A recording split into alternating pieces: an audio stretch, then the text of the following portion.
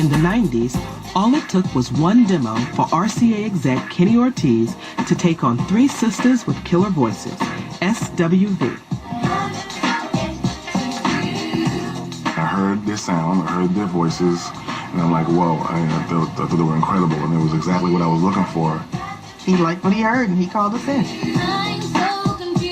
He had such a good ear back then in the early 90s that he could hear brand new talent. It became like his little pet project. He's very particular about how we did our hair, what we wore, and everything like that. I did pay attention to it. That was very important, the clothes and makeup. Again, the street look.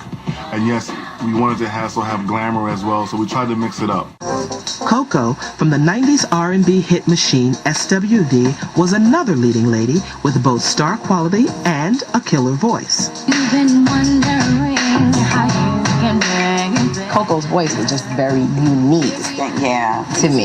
Yeah, it was like a voice that I had never heard. People absolutely loved her voice, and then when she would go into our high registry, they would be blown away because it's just like, this girl has range.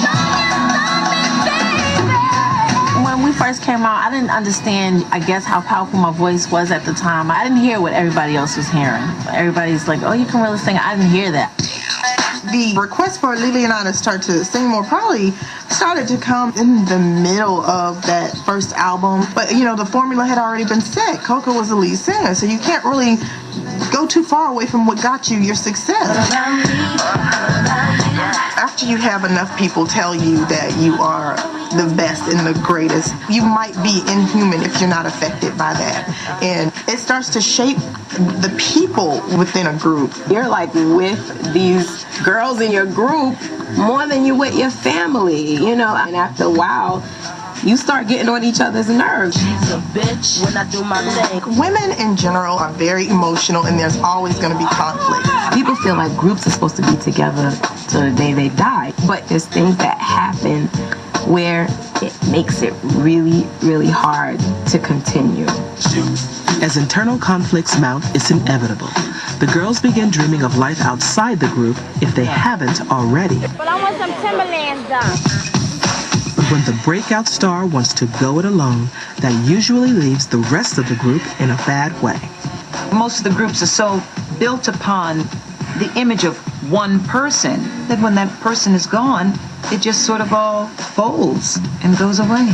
Very few groups manage to survive for very long without the lead voice. I get so weak in the knees. Oh, when we first started, we thought we were going to be together forever. It was like, oh, we're never going to break up.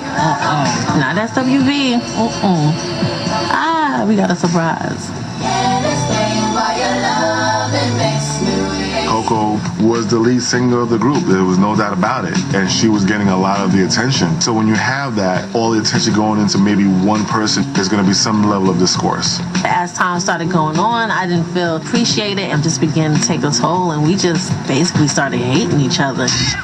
We started to lose our identity, and it wasn't fun anymore. We didn't communicate. We didn't hang around each other as much. We started drifting apart. Truth be told, Coko wanted to do a solo album, and she just decided that this was the time for her to go. It's all upsetting when you see the girl groups break up, because it's like, it just proves that saying true, oh wow, the girl groups never last, girls don't get along kind of thing. Today we're here to record a song, all three of us. For SWV, a reunion helped heal old wounds.